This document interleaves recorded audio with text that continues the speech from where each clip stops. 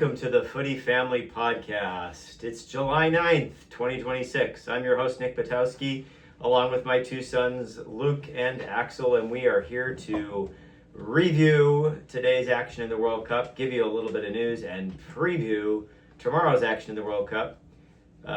In brief, today's action was France v Morocco. Tomorrow is Spain versus Belgium. But before we get to the review, Luke, was there any significant news in the footy world today in any of the top 5 leagues or such?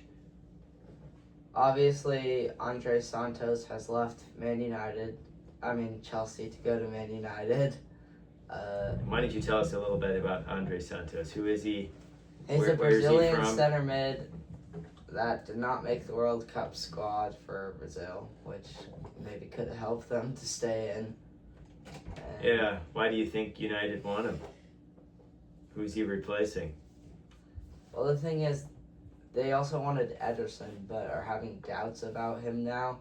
But they wanted to replace Casemiro and probably get another backup center midfielder, since they don't have a lot of depth there. Obviously, they have Ugarte and Axel Who's hurt now with an injury at the World Cup. Is So, not hasn't recognized as a impressed player. United fans over the past couple of months. yeah. So, Other news would be that Manzambi from Switzerland, their star who had to sit out the game against Colombia, has gone to Newcastle. And Guimaraes might be leaving to Arsenal. he said to Newcastle that he wants to leave. What is that? Manzambi's going to Newcastle. Yes. Guimaraes is going away from Newcastle, Yes. potentially. And Pulisic had a leg fracture that he was playing with, apparently. And I think the last bit of news that's relevant to the World Cup that'll come back to us, or make us come back to the World Cup, is that Jarell Kwanzaa from England got 2-game suspension for what was a lighter, softer tackle than Balogun's tackle. So tell me how that works.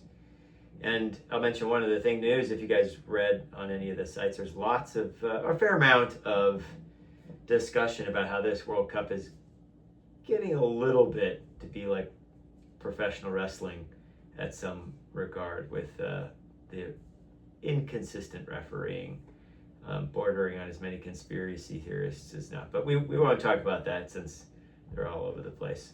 Why don't we go to the review of today's game? Luke, Axel, who wants to start us off with what happened in the France game?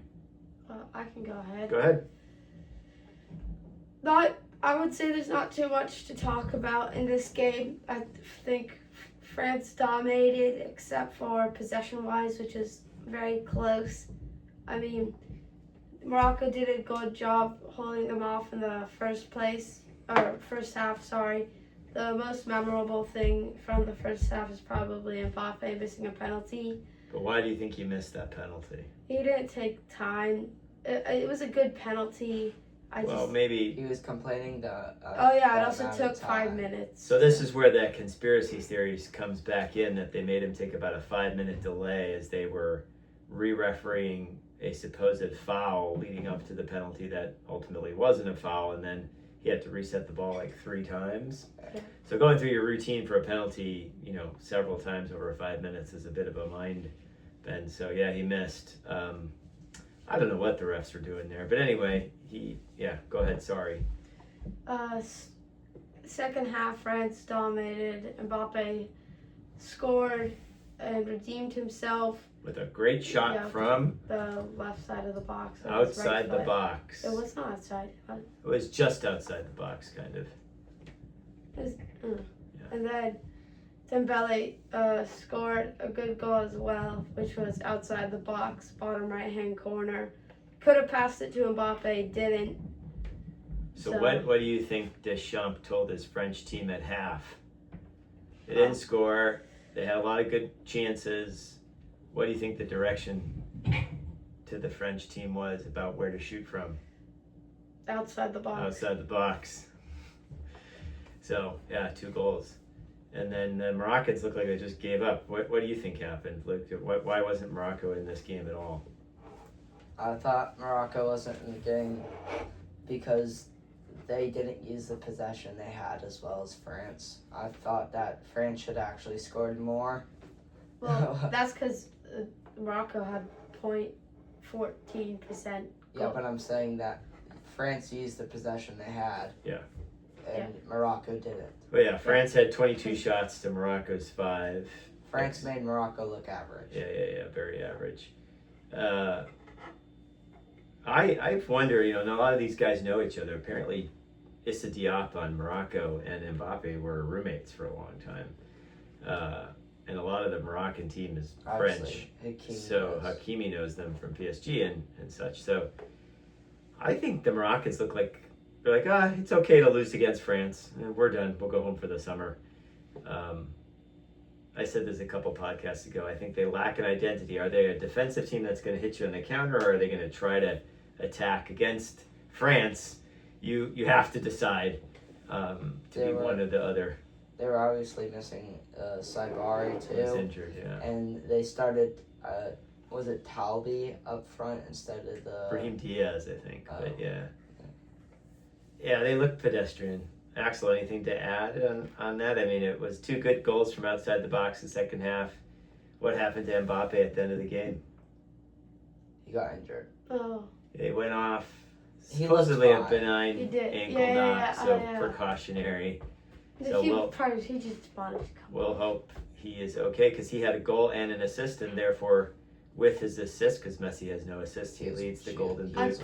I pray for his well-being. Messi has one. But I do not pray that he comes back into the England-France final. Messi has 1 assist? Okay. Yep. But I think Mbappe has now 3. Yep. So, there's not a lot more to talk about. I read a little bit about the French and Moroccans watching together in France in peace and harmony, which is different than if it was France-Algeria, which is a little bit less harmonious of a relationship. So that must have been nice. But the French owned this game from start to end. As England fans, it must be nice to watch a game like this if this were England, just when you're in total control from start to finish, and hopefully that happens. But why don't we move on to tomorrow's game? Luke's super interested here, right? Because it's Spain v Belgium. Luke, why don't you go first? What's going to happen in the 2nd-ranked Spain versus the 9th-ranked Belgium? I like to say I'm proud no matter what. Obviously, the odds are stacked against Belgium. I think they've put up a good run so far, and hopefully they can score 1 or 2 against Spain, which is a team that hasn't conceded yet, which is a big scare. I believe that it could possibly go to pens and maybe Belgium wins from there, but obviously Spain is just a very good team with star players like Pedri, Lamine Yamal, so... Yeah, it's going to be interesting. Axel, what do you think? I think Spain will win because technically they're a home team. They have a better squad, better manager. They've not been scored on, faced probably stronger teams. And the last time Belgium beat them was in a memorable game was 1986. So I don't think we'll see. Yeah, I mean, yeah, I think Spain's favored, obviously. Probably next to France, everybody's favorite to win. But it is notable that Belgium substitutes in this World Cup have scored 5 goals, the most of any team. Belgium has come back 2 down against Senegal to win 3-2 in extra time. Charles Tegetteclaire became the first Belgian to register 3 goal involvements in a single World Cup match. Guess who that was against? USA. The guy who couldn't cut it.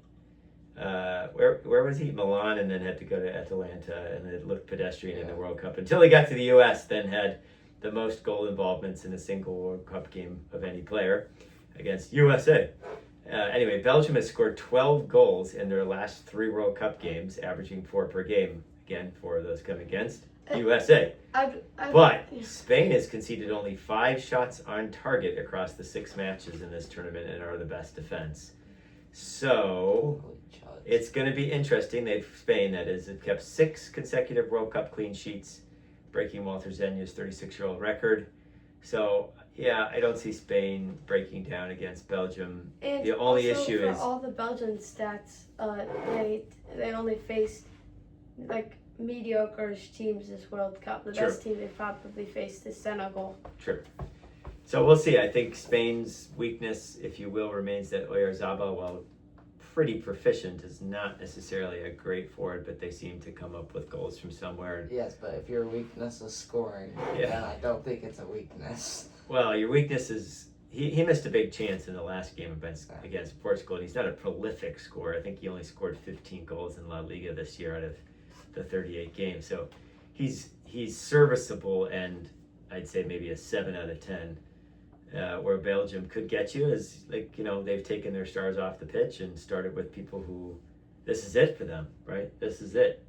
So maybe that fight, that team chemistry surprises us, but I think this goes Spain's way, and don't see it happening in any other way.